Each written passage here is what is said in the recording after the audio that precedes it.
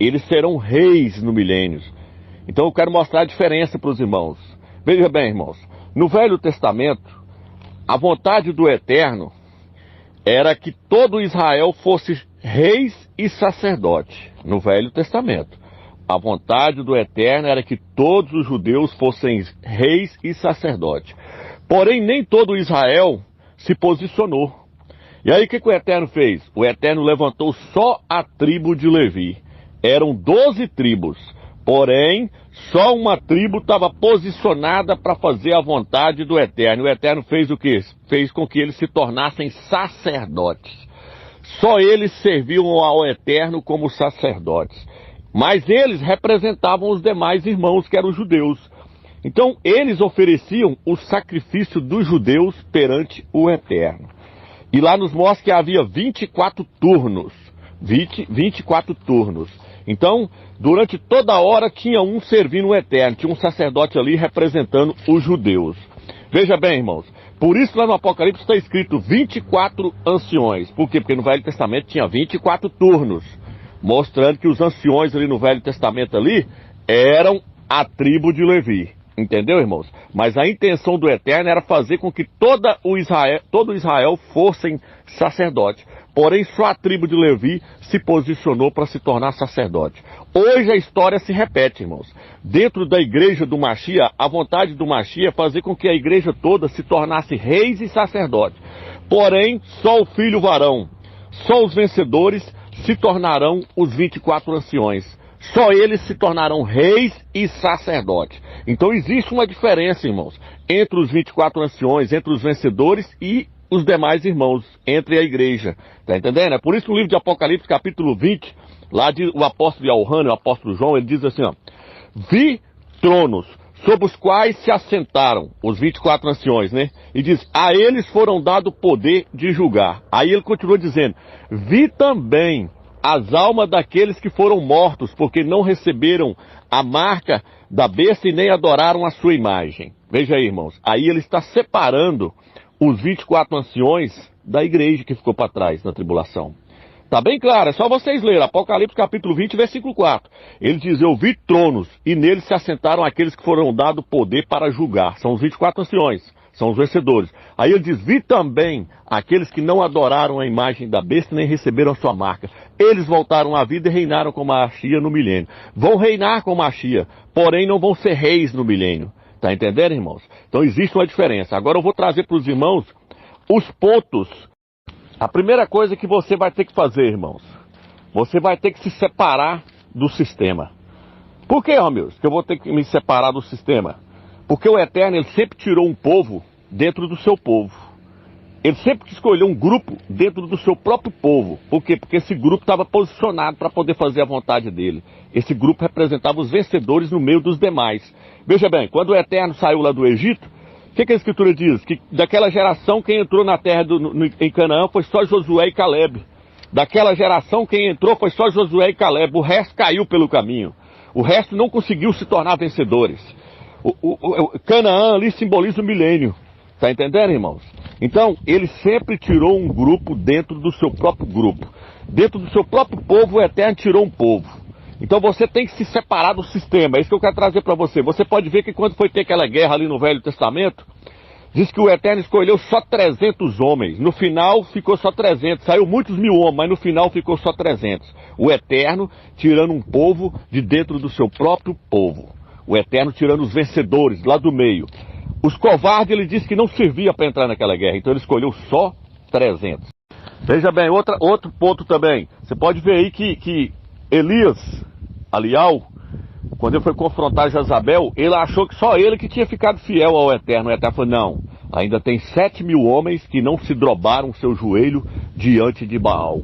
Todo Israel se prostrou diante de Baal, quando Jezabel obrigou eles a prostrar. Mas ficou 7.000 ali que falou, não, nós não prostra para nada. Pode matar nós, mas nós não vamos prostrar diante de Baal. Então o Eterno sempre tem um grupo fiel no meio de um grupo que está infiel, um grupo que não está servindo ele conforme a sua vontade.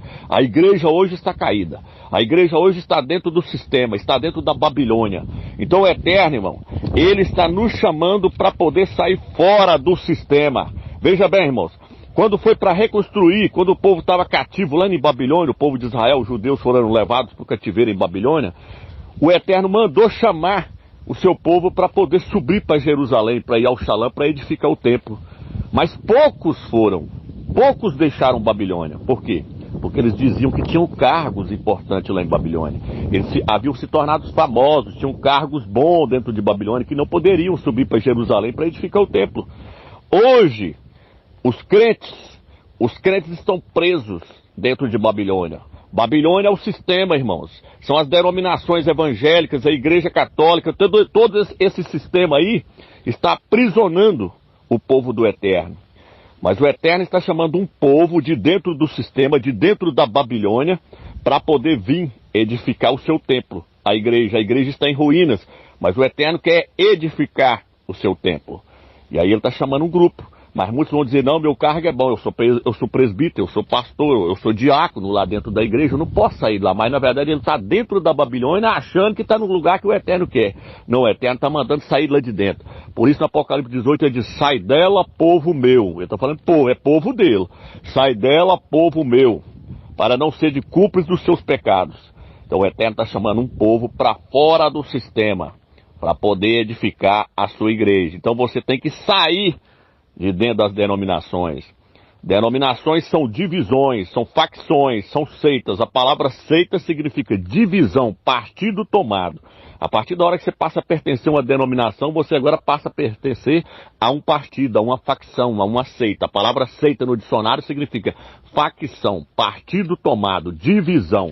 E a Bíblia diz que todos aqueles que dividem o corpo do Mashiach vai pagar por isso, entendeu, irmão? Então você tem que sair fora.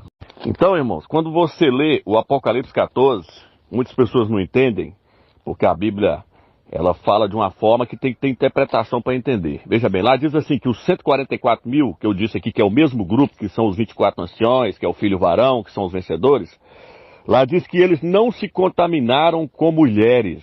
Não se contaminaram com mulheres, são virgens. Virgens por quê, irmãos? Porque não foi após um outro ídolo.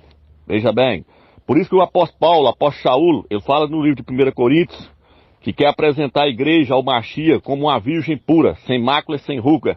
Só que ele diz assim, eu tenho medo que assim como Eva, né, lá no jardim do Éden, que foi após outro, ele tem medo que a igreja também siga após outros deuses. Hoje nós sabemos o que aconteceu aí.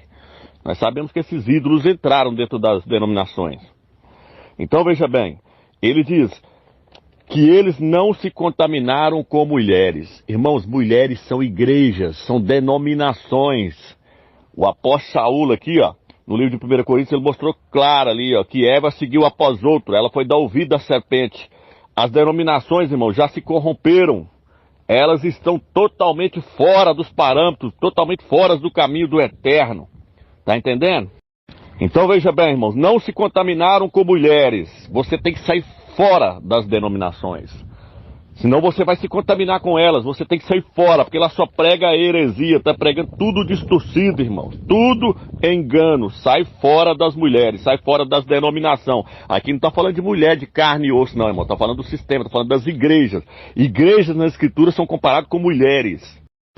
E lá no Apocalipse 14 também diz assim, na sua boca não se achou mentira. Mentira aqui, ele está querendo se referir assim, ó, eles não invocaram ídolos, os ídolos das nações. Pode olhar isso no rodapé da Bíblia Almeida, que ela vai colocar lá no rodapé assim, ó, eles não invocam ídolos. Tá entendendo? Que ídolos, Romilson? Jesus, Jeová, Deus e etc. São ídolos das denominações, nomes que foram criados pela Igreja Católica. Sai fora, você tem que invocar o verdadeiro nome. Por isso, no livro de 1 Coríntios, Paulo, apóstolo Saul, diz que nós devemos invocar o nome de Yahshua, o nome de Yahshua, o Filho do Eterno, em todos os lugares, com todos que estão invocando esse nome. Então, irmão, sai fora dos ídolos. Na sua boca não pode ter nome de ídolos. Isso está no Velho Testamento também. O Eterno falou, na sua boca não se achará o nome dos ídolos. Então esse é mais um ponto. Se você quiser fazer parte do filho varão dos vencedores, sai fora do sistema. Para de invocar esses ídolos. Se você é batizado numa trindade que veio da Igreja Católica, que a trindade é um símbolo de Satanás. Ali são 3 deuses. Foi criado pelo Concílio de Nicéia, no ano 381, pelo Papa São Damasco.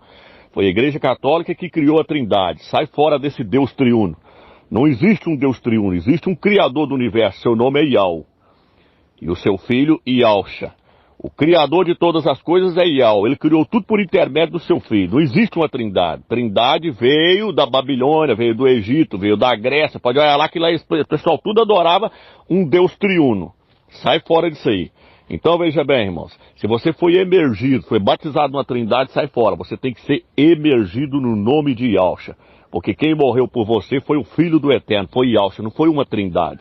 E o apóstolo Saul diz que nós devemos ser emergidos, batizados no nome daquele que morreu por nós. Está no livro de 1 Coríntios, capítulo 1.